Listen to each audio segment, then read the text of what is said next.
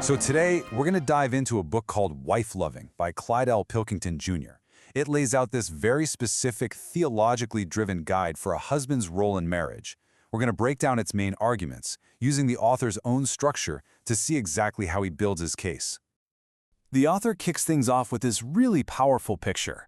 Imagine you're flipping through a couple's photo album. The first few pages, pure joy, happy faces, lots of love. But then you get to the end, and the images are totally different. Now you see bitterness, resentment, even lawyers. And that massive shift, that's what sets the whole stage for the book's central problem. Right, so that brings us to the big question the book wants to answer. How does a marriage go from that initial delight all the way to disgust?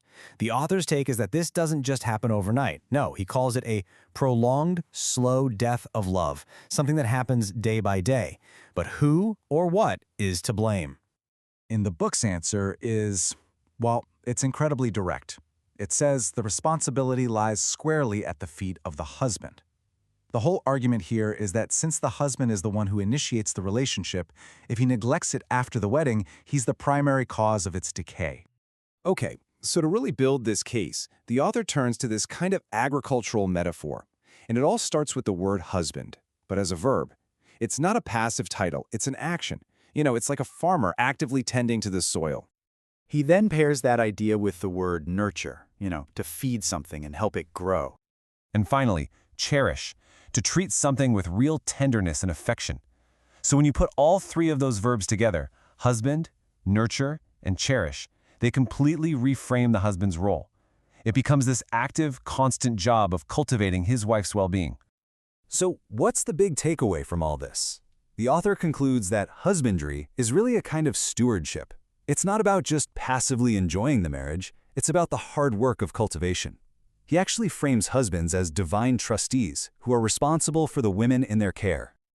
All right, so if that's the problem and the general idea, what's the solution? What's the prescription here? Well, the book lays out a new and you could say much higher standard of love for husbands to follow. It's meant to go way beyond what the author considers older, lesser standards.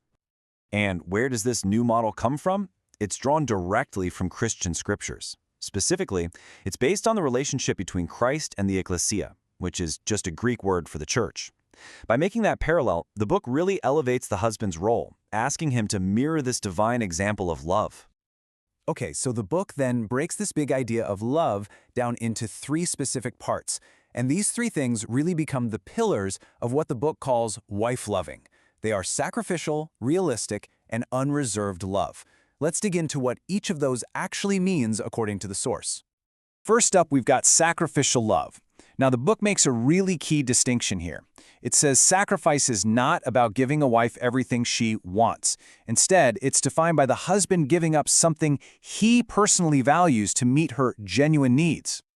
Next is what the book calls realistic love.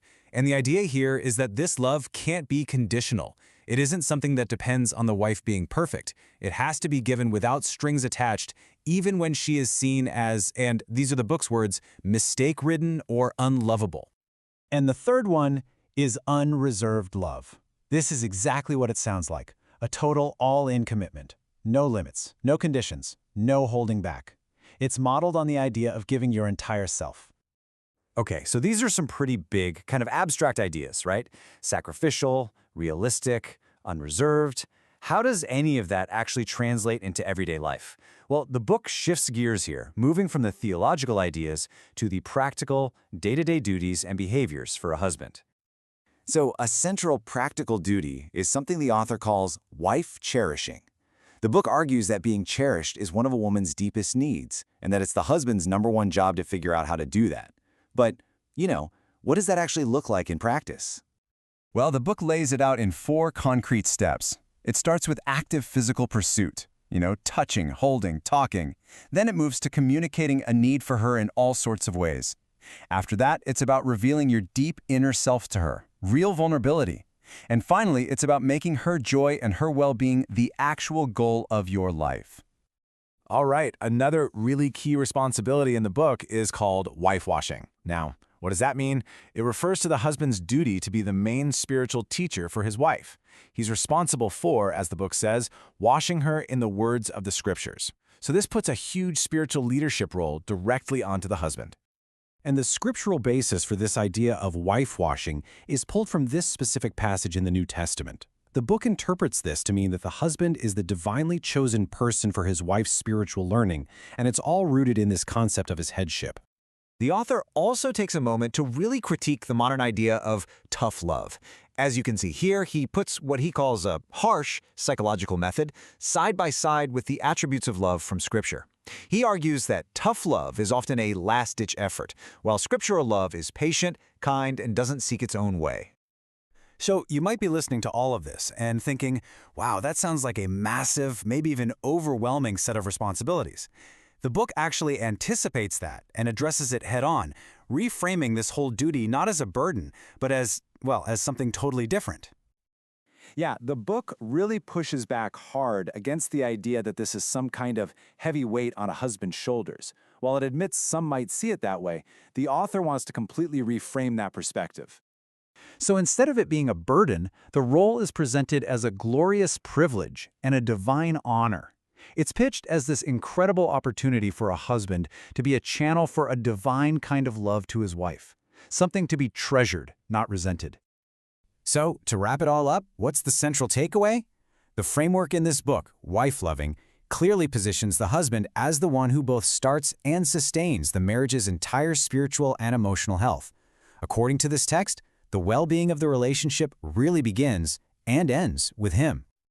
And that leaves us with a final thought to chew on. Regardless of your own personal beliefs, looking at a framework like this really brings up a bigger question about hierarchy and relationships today. How does a model that defines roles so clearly, based on a divine pattern, interact with or maybe even challenge our modern ideas about partnership and equality? It's definitely something to think about.